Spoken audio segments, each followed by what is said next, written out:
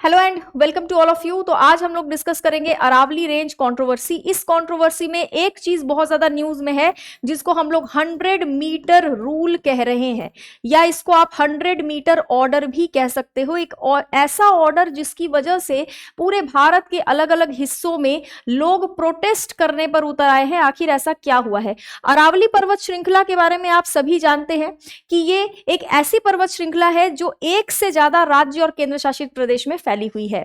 अरावली पर्वत श्रृंखला स्टार्ट होती है गुजरात से, राजस्थान को कवर करती है, हरियाणा को कवर करती है और दिल्ली तक जाती है। ठीक है, इस पर्वत श्रृंखला में खूब सारी पहाड़ियां हैं, यानी कि खूब सारी पहाड़ियों से ये एक लंबी सी पर्वत श्रृंखला बनी हुई है जो कई 100 किलोमीटर लंबी है। इसकी सबसे ऊंची चोटी का नाम है गुरु शिखर चोटी, जिसकी ऊंचाई 1722 मीटर है। ठीक है, अब अरावली पर्वत श्रृंखला में यानी अरावली माउंटेन रेंज में खूब सारी पहाड़ियां मौजूद हैं। इन्हीं पहाड़ियों की एक श्रृंखला है जिसको हम लोग अरावली पर्वत श्रृंखला कहते हैं या अरावली रेंज कहते हैं। अब एक फैसला आया है, एक ऑर्डर आया है, जिस ऑर्डर के हिसाब से 100 मीटर से कम अगर किसी भी पहाड़ी की ऊंचाई है तो वो अरावली का हिस्सा नहीं माना जाएगा। सबसे मेन जो कंट्रोवर्सी है वो यही है। अगर ऐसा हो जाता है, यानी कि अगर ये फुल फ्लेजेड तरीके से ये चीज लागू हो जाती है कि ये नहीं माना जाएगा, तो फिर इससे क्या होगा? क्यों सब लोग डरे हुए हैं? क्यों लोग ये कह रहे हैं कि इससे पॉल्यूशन बढ़ेगा दिल्ली वाले एरिया में, इससे हिमालय को भी इफेक्ट पड़ेगा, साथ ही थार रेगिस्तान वाला जो एरिया है वो और एक्सटेंड हो जाएगा। यानी कि जो रेत है, थार रेगिस्तान में जो रेत है वो रेत बिना बैरियर के आगे की तरफ चली आएगी, हिमालय तक भी पहुंच सकती है, गर्मी बहुत ज्यादा बढ़ेगी। ठीक है, ऐसा क्यों कहा जा रहा है? ऐसा इसलिए कहा जा रहा है क्योंकि इस पर्वत श्रृंखला में जो पहाड़ियां हैं जो 100 मीटर से कम ऊंचाई वाली, जैसे मान लो 80 मीटर ऊंचाई वाली हो, 90 मीटर ऊंचाई वाली हो, 50-60 मीटर की ऊंचाई वाली पर्वत हो, इनको तो अब अरावली का हिस्सा नहीं माना जाएगा इस ऑर्डर के हिसाब से, क्योंकि सिर्फ 100 मीटर या उससे ऊपर के पर्वतों को ही इसका हिस्सा माना जाएगा। इससे होगा क्या? इससे होगा ये कि माइनिंग एक्टिविटीज और ज्यादा बढ़ जाएंगी, क्योंकि अब इनको संरक्षण नहीं मिलेगा, ये लीगल संरक्षण से बाहर हो जाएंगी ये पर्वत। जो जो हिल 100 मीटर से कम ऊंची है वो संरक्षण जो मिलता है, जो लीगल संरक्षण मिलता है, उससे तो बाहर हो जाएगी ना। और इस वजह से जो माइनिंग माफिया हैं उनका डर खत्म हो जाएगा, वो लोग और ज्यादा खनन करेंगे। इलीगल माइनिंग ऑलरेडी चल ही रहा है, वो और ज्यादा चलेगा। साथ ही साथ कंस्ट्रक्शन के काम बहुत ज्यादा होने लगेंगे। अगर कानूनी संरक्षण से ये एरिया बाहर हो गया, मान लो 70 से 80%, मैं एक एग्जांपल दे रही हूं, मान लो 70 से 80% जो पर्वत है अरावली पर्वत श्रृंखला में वो 100 मीटर से कम ऊंचाई की है। अब 100 मीटर वाला जो रूल लागू हुआ, इसके चक्कर में ये सारी की सारी पहाड़ियां जो है अरावली पर्वत श्रृंखला के दायरे से बाहर हो गई। ठीक है, इससे क्या होगा कि इनको जो संरक्षण मिल रहा था, यहाँ पर माइनिंग नहीं होता था, यहाँ पर एफोरेस्टेशन होता था, यानी पेड़ पौधे लगाए जा रहे थे, यहाँ के जानवरों को, यहाँ के पेड़ पौधों को सबको संरक्षित किया जा रहा था, वो नहीं होगा। ठीक है, वो नहीं होगा तो जो माइनिंग माफिया है, जो माइनिंग करते हैं, जो खनन करते हैं, जो इलीगल खनन करते हैं, उन लोगों को और ज्यादा बढ़ावा मिलेगा, वो तो खुश हो जाएंगे। साथ ही जो कंस्ट्रक्शन के काम है, होटल्स बनना, बड़ी बड़ी बिल्डिंग्स बनना, वो होंगी और उनकी वजह से यहां पर पेड़ काटे जाएंगे। साथ ही साथ अगर इन अरावली हिल्स में कंस्ट्रक्शन स्टार्ट हुआ तो इनका जो लेंथ है ये और कम करेंगे, कटाई वगैरह भी होगी। ठीक है, इवन डायनामाइट्स का यूज करके, ब्लास्ट करके वहां पर जो है जगह को समतल भी बनाया जाएगा, है ना। और फिर क्या किया जाएगा? फिर कंस्ट्रक्शन किए जाएंगे। इससे डेवलपमेंट तो होगा, विकास तो इससे होगा, लेकिन नुकसान क्या होगा कि जो एक बैरियर बना हुआ है थार मरुस्थल के बीच में और बाकी के हिस्से के बीच में, जो एक ये बैरियर बना हुआ है, ये बैरियर नहीं रह जाएगा। इसकी वजह से थार मरुस्थल वाले एरिया की जो रेत है वो उड़ती हुई सीधे आपकी हिमालय तक भी पहुंच सकती है, बाकी के इंडिया के जो एरियाज है वहां तक भी पहुंच सकती है। यानी कि रेगिस्तानी क्षेत्र का विस्तार होने लगेगा, क्योंकि ये बैरियर ही खत्म हो जाएगा ना। ज्यादा कंस्ट्रक्शन हुआ, ज्यादा माइनिंग हुआ तो फिर क्या होगा? तो यही होगा कि जो पहाड़ियां हैं 100 मीटर से कम ऊंचाई की, वो और उनकी जो हाइट है वो कम होती जाएगी, उनको और जो है काटा जाएगा, उनको प्लेन एरिया बनाया जाएगा, वहां के पेड़ काटे जाएंगे, जंगली जानवर वहां से भगाए जाएंगे, बहुत सारी चीजें होंगी जिसका इफेक्ट बहुत ज्यादा पड़ने वाला है इसीलिए यहां पर आंदोलन हो रहा है कि अरावली को बचाओ। ठीक है, ये 100 मीटर रूल जो है इसको इसीलिए कहा जा रहा है कि ये गलत है। यहां पर आप देखोगे तो यहां पर बहुत सारे लोग लिखे पोस्टर वगैरह लेकर खड़े हैं जिसमें लिखा हुआ है सेव द अरावलीज, है ना, सेव द अरावलीज लिखा है, अरावली बचाओ लिखा है।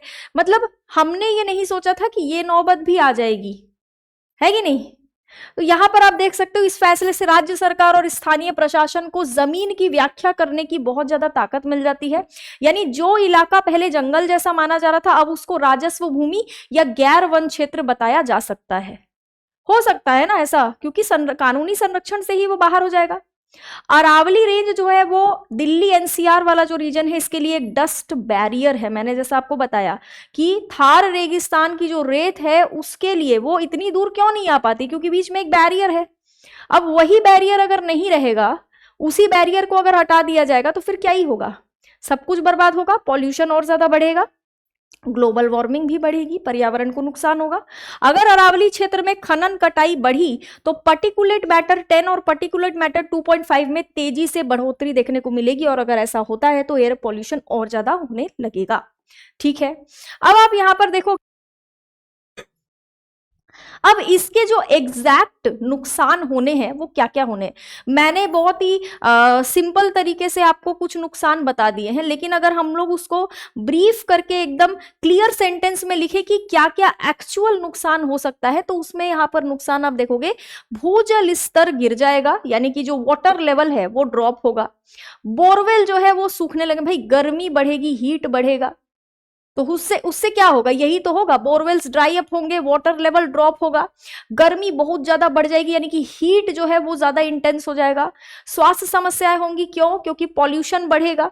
ठीक है, रेतीली हवा बढ़ेगी, इवन हिमालय तक भी वो रेत पहुंच सकती है, कोई बड़ी बात नहीं है, बीच में से बैरियर हट जाएगा तो, है कि नहीं। तो आने वाले टाइम में हिमालय वाला एरिया भी बहुत ज्यादा गर्म होने लगेगा, वहां पर भी बर्फ पिघलने की चांसेस हैं।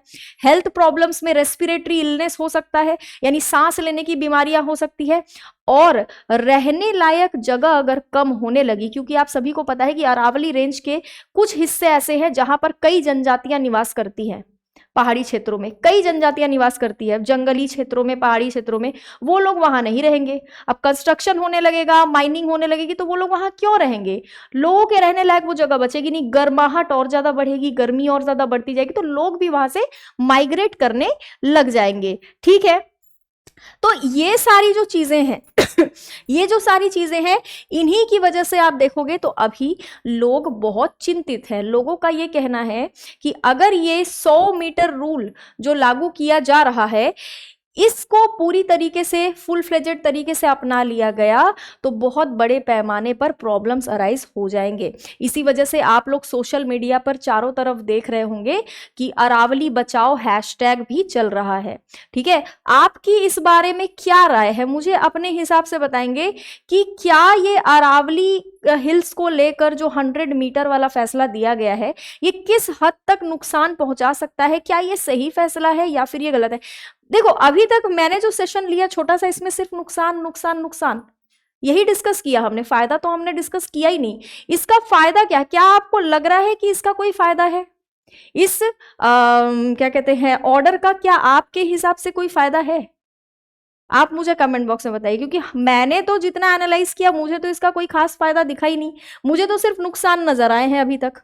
ठीक है, आपको अगर कोई फायदा दिखता है इस ऑर्डर का तो मुझे जरूर कमेंट बॉक्स में बताएंगे। और साथ ही साथ एक बार बैच के बारे में हम लोग डिस्कस कर लेते हैं। आप सभी को पता है कि हमारी क्लासेस यूट्यूब पर चल रही हैं। करंट अफेयर की क्लास रोज सुबह 8 बजे से 9 बजे तक चल रही है। जीके जीएस की भी क्लासेस चल रही हैं 11 बजे। तो एसएससी प्रथम बैच भी आपके लिए अवेलेबल है। आप भले ही यूट्यूब पर फ्री क्लासेस ले रहे हैं, लेकिन आप बैच में भी क्लासेस ले सकते हैं। प्रथम बैच जो है वो सभी के लिए है, CGL, CPO, CHSL, bank, NTPC, state exam सभी के लिए है। और इसकी जो वैलिडिटी है वो 2 साल की है। बैच चल ही रहा है, आप लोग इसमें लाइव क्लासेस ले सकते हैं। बैच की प्राइस है 999। ठीक है, साथ ही अगर मैं बात करूं टेलीग्राम चैनल की, जिसमें क्लासेस के लिंक्स एंड पीडीएफ डाले जाते हैं, उस टेलीग्राम चैनल का नाम है current affair by Jayashree ma'am. इसको आप लोग ज्वाइन कर सकते हैं। नाम से ना मिले तो स्कैनर है, स्कैनर को स्कैन कर सकते हैं। बाकी मिलते हैं अगले सेशन में। जो मैंने आपसे सवाल पूछा है कि क्या इसका कोई फायदा आपको नजर आ रहा है या फिर मेरी तरह आपको भी सिर्फ नुकसान ही नजर आ रहा है, मुझे कमेंट बॉक्स में जरूर बताएं।